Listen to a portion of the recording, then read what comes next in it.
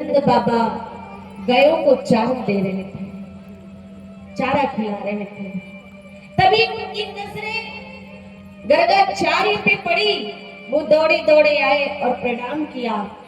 महाराज जी, आपको चरणों में कोटि कोटि प्रणाम है। गर्गाचार्य ने आशीर्वाद दिया। वसुदेव बोले कि आप कौन है ये हम नहीं जानते, लेकिन हम तो ये जानते हैं कि आप इधर पधारे हैं गोकुल में, आप करते क्या हैं? गर्गाचार्य ने कहा, देखो मैं विवाह कराता हूँ, जात कर्म संस्कार कराता हूँ।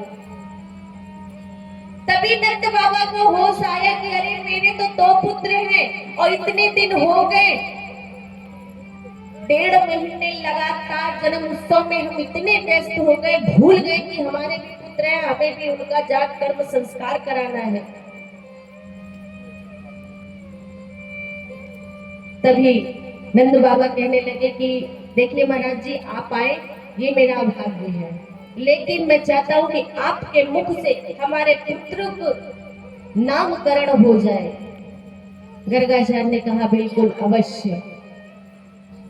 नंद बाबा दौड़े दौड़े आए, माँ यशोदा से कहते हैं, देवी तुम कहाँ हो, जरा सुनो तो।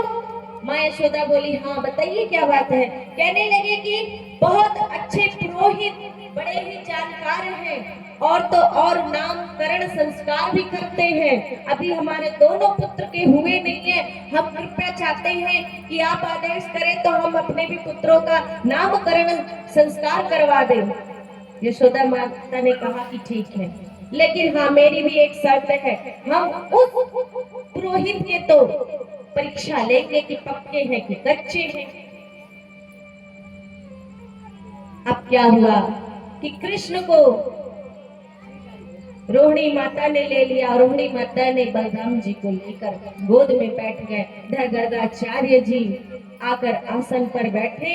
हमारे कन्हैया को गोद में देखते ही गर्गाचार्य की समाधि लग गई।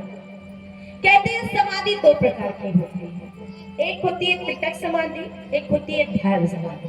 जो त्रिटक समाधि होती है तो कुछ लोग नेत्र खुली रह जाती है, सांस चलती रहती है, लेकिन वो लीन रहते हैं प्रभु में। एक होती है ध्यान समाधि, जो आंखें बंद कर लो, मुंह बंद हो जाए, कुछ नहीं देखो, अपने अंदर आत्मा में श्री कृष्ण का ध्यान करना।